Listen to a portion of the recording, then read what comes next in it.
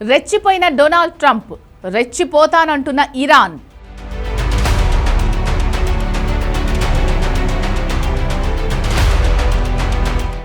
Trump నోటి దురిసే Hormuz crisis ని repeat చేసిందా?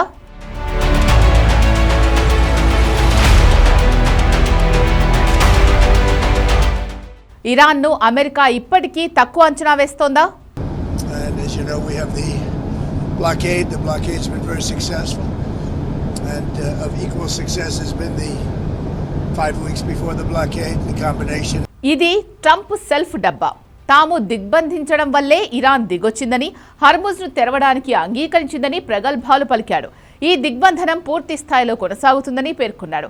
ఇదొక్కటే కాదు, ఇరాన్ తన వద్ద ఉన్న శుద్ధి చేసిన యురేనియంను అమెరికాకే షిఫ్ట్ చేస్తుందని, దీనివల్ల ఇరాన్ వద్ద న్యూక్లియర్ డస్ట్ కూడా ఉండదని పేర్కొన్నాడు. ఇరాన్తో చర్చలు చివరి దశకొచ్చాయని, ఒప్పందంపై సంతకాలు మాత్రమే మిగిలి ఉన్నాయని ట్రంప్ చెప్పాడు.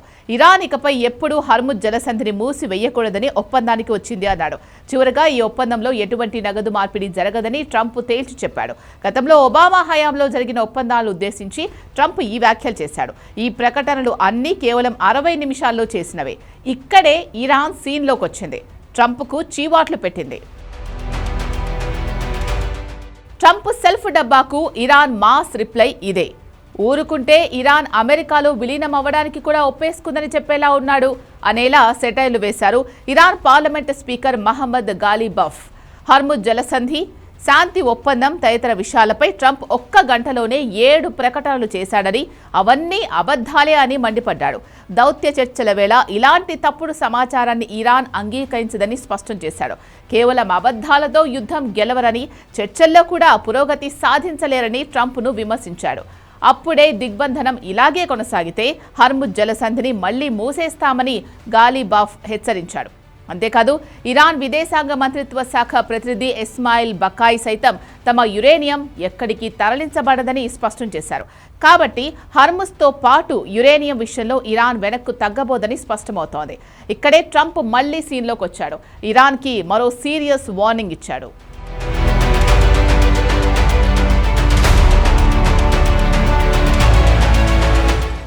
ఏప్రిల్ 21లోగా ఇరాన్ తమతో ఒప్పందం కుదుర్చుకోవాలి అన్నాడు ట్రంప్. లేదంటే దానిపై మళ్లీ బాంబులేస్తామని హెచ్చరించాడు. ఆరిజోనాలో జరిగిన ఒక కార్యక్రమంలో మాట్లాడుతూ ట్రంప్ ఈ వ్యాఖ్యలు చేశాడు. ప్రస్తుతం అమల్లో ఉన్న కాల్పుల విరమణ ఒప్పందం 21వ తేదీతో ముగియనుంది. ఈ లోపే ఒక ఒప్పందం చేసుకోవాలని ఇరు దేశాలు ప్రయత్నిస్తున్నాయి. అందులో భాగంగా పాకిస్తాన్ రాజధాని ఇస్లామాబాద్ వేదికగా అమెరికా, ఇరాన్ మధ్య త్వరలో మరోసారి చర్చలు జరగనున్నట్లు అంతర్జాతీయ మీడియాలో కథనాలు వస్తున్నాయి. ఈ క్రమంలో ఇరాన్కు ట్రంప్ అల్టిమేటం జారీ చేశాడు.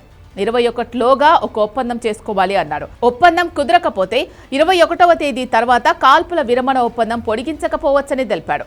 ఆ దేశంపై మళ్లీ బాంబులు వేస్తామని హెచ్చరించాడు. హర్ముజ్ జలసంధి, శుద్ధి చేసిన యురేనియం, ఫ్రీజ్ చేసిన నిధులు, ఈ విషయాల్లోనే 2 దేశాల మధ్య చర్చల్లో ఎటూ తేలడం లేదు.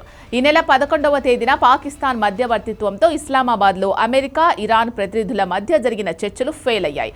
2వ దఫా చర్చల్లో అయినా ఈ అంశాలు ఒక కొలిక్కొస్తేనే యుద్ధం ఆగేది. లేదంటే మళ్లీ ఉద్రిక్తతలు తలెత్తే అవకాశం లేకపోలేదు. ప్రస్తుత పరిణామాలు, ట్రంప్ దూకుడు ప్రకటనలు చూస్తుంటే 2వ దఫా చర్చలు కూడా ఫలితాన్నిస్తాయన్న గ్యారంటీ కనిపించడం లేదు. ఈ చర్చలు సానుకూలంగా జరగాలంటే ముందు అమెరికా అధ్యక్షుడి నోటికి తాళం పడాలి. లేకపోతే అతడు చేసే దుందుడుకు ప్రకటనలు 2 దఫా చర్చలపైన ప్రభావం చూపించే అవకాశం లేకపోలేదు. కానీ ట్రంప్ నోటికి తాళం వేసే ధైర్యం అమెరికాలో ఎవ్వరూ చేయరు. ఏదేమైనా ట్రంప్ నోటి దురుసు కారణంగానే మిడిల్ ఈస్ట్లో ఎప్పుడు ఏం జరుగుతుందో తెలియని పరిస్థితులు తలెత్తాయి.